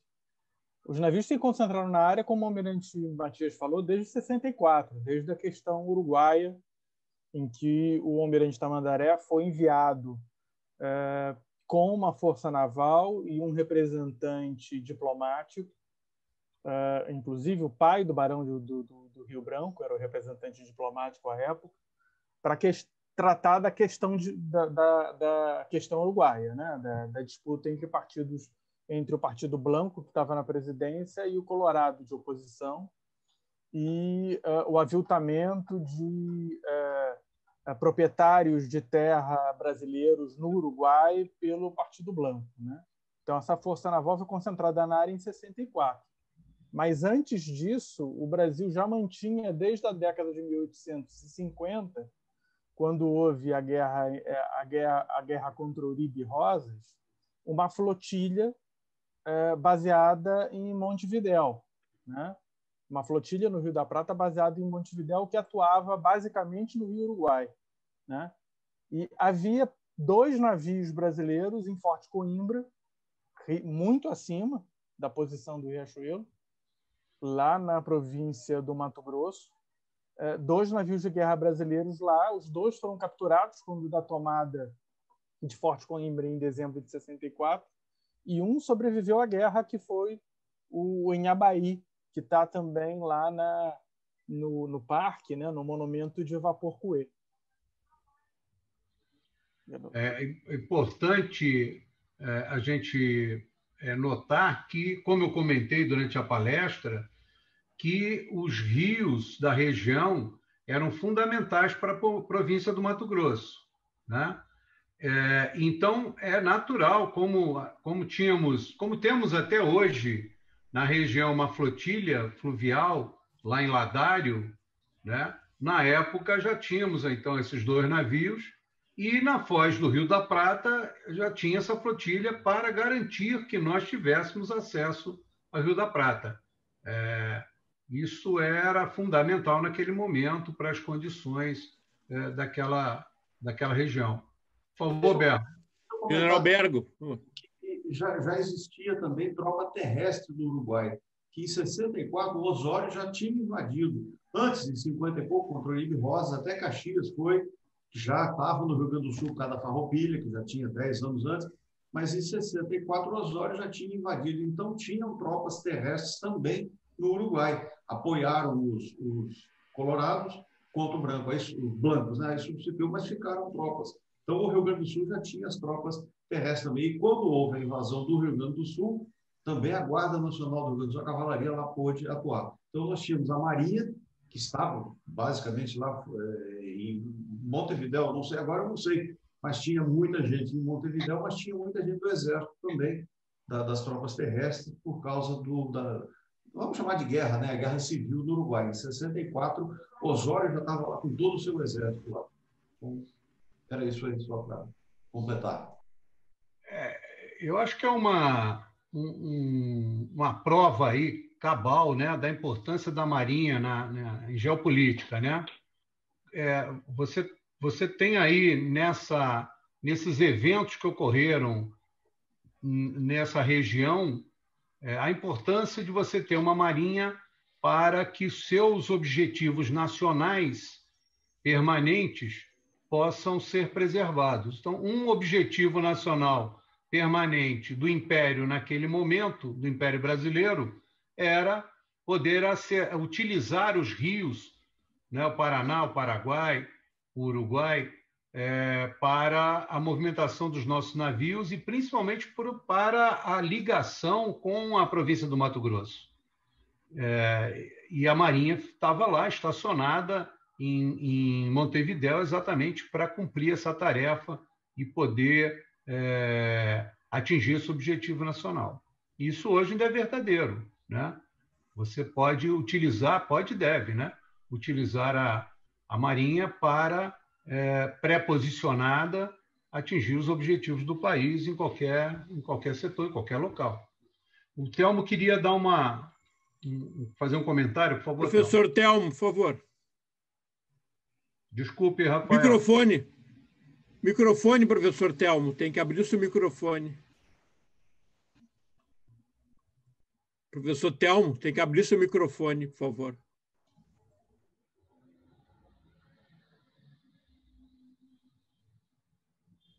Do regimento de sinais, mas esse negócio aqui é mais difícil. Agora sim. Tá ok, tá ok. Falam, Almirante, do regimento de sinais, que era deficiente. Esse negócio aqui é muito mais difícil. Pode falar. A Niterói chegou em Montevidéu levando o conselheiro Saraiva, que foi mediar aquela guerra. Lá já existia a chamada Estação Naval do Prata. E o comandante era o Barroso, que depois veio até morrer lá, ele vivia lá, não é? Quando chegou Casou com uma uruguaia? Casou com uma uruguaia? Acabou morrendo lá. Ele já morava lá. E a estação naval foi elevada à condição de Força Naval do Prata, quando chegou o Tamandaré. Então, existia já uma estrutura com pagadoria parece que um pouquinho depois, um depósito de carvão. Interessante que os ingleses também tinham navios lá, mas o depósito de carvão deles era nas Falklands. Os franceses também tinham uma esquadra lá, os italianos tinham a Veloce, uma corveta, uma canhoneira lá, os espanhóis tinham a outra que eu não lembro o nome, todo mundo tinha, os americanos, todo mundo tinha. A nossa e a dos ingleses, os ingleses tinham 11 navios lá. Nós tínhamos 6, 7, que era o suficiente. Depois, a partir de que a coisa engrossou, quando nós tivemos que criar uma segunda divisão para subir o rio Uruguai e atacar Paissandu e o Salto, que se entregou sem luta, aí foi preciso engrossar a força. Nessa altura já estavam chegando os navios comprados e reformados, inclusive fabricados no Rio de Janeiro, construídos no Rio de Janeiro. Então a nossa força sempre existiu lá, um pouco disfarçada, vamos dizer assim, e incrementada a partir de 64, porque o Império jogava firme. Não é como depois, que nós começamos a entregar nossas propriedades, mas o Império jogava firme e a Marinha era a longa-manos dele.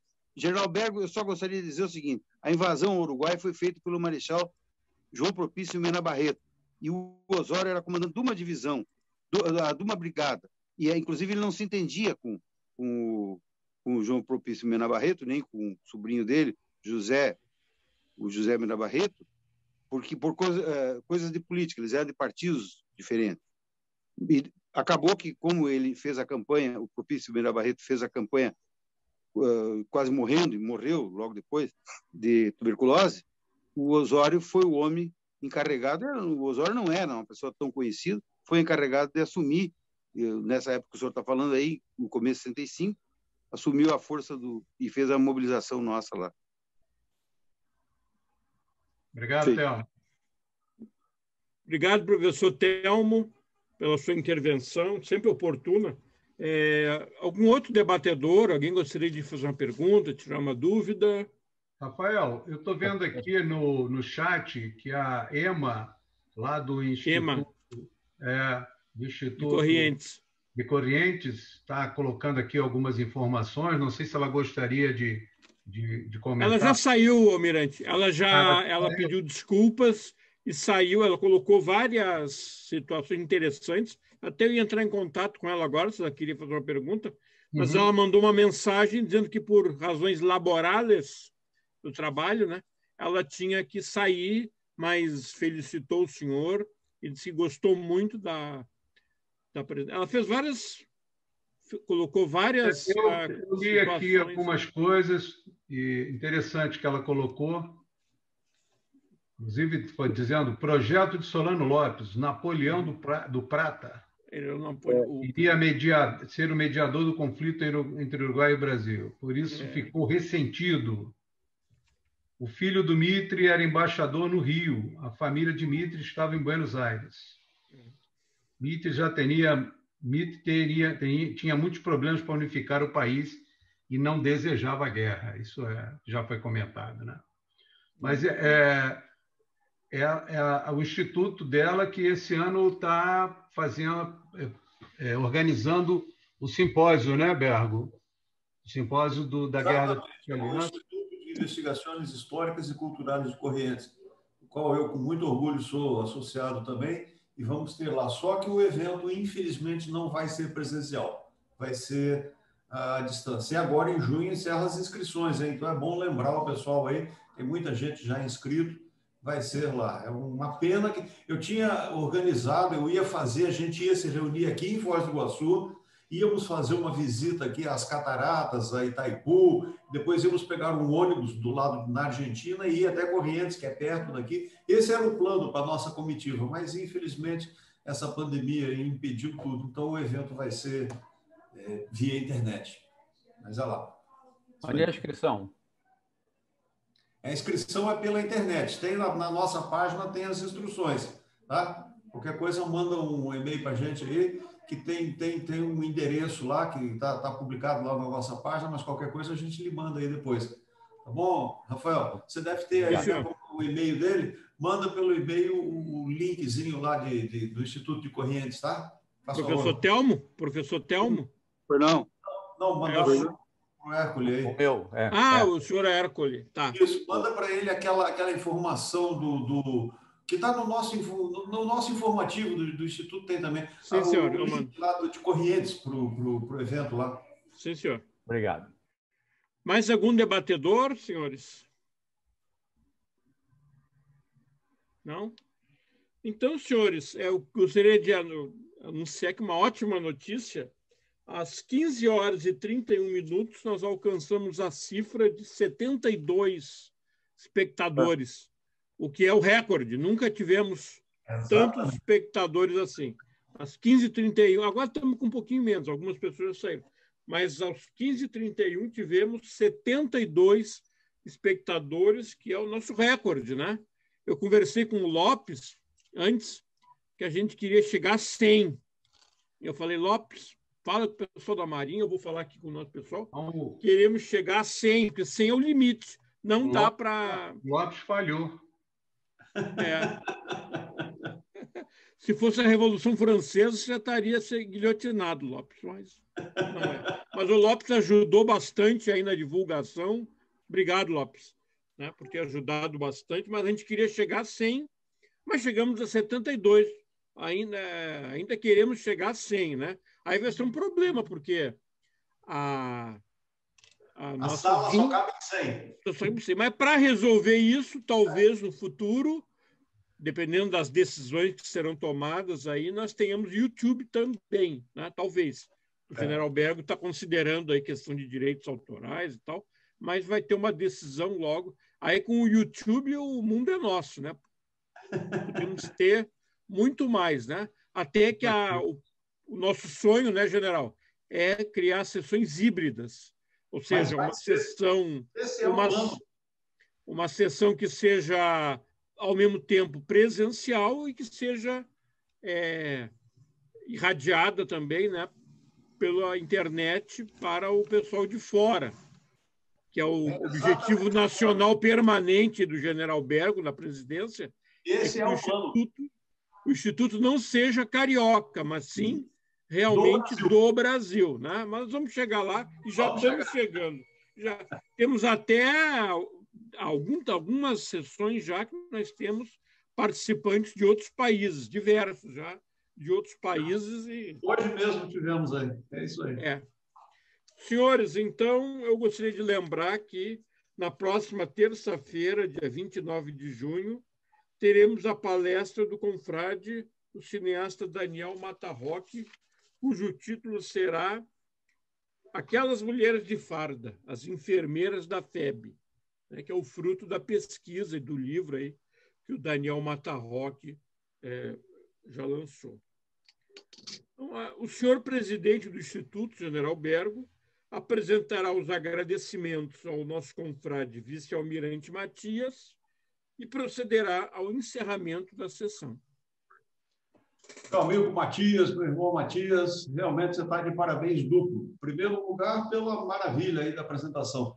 Eu sempre tenho dito que história é um troço que apaixona a gente. A gente, quando começa a estudar, vai indo e vai indo. E o melhor de tudo, também, que complementa, é o debate depois, essa troca de ideias. A gente vai sempre acrescentando e vendo. Então, parabéns duplo pela aula que nos deu e pelo recorde. Olha que agora, olha o patamar que você levantou a gente aí, 70 e poucos, para a gente conseguir manter isso aí.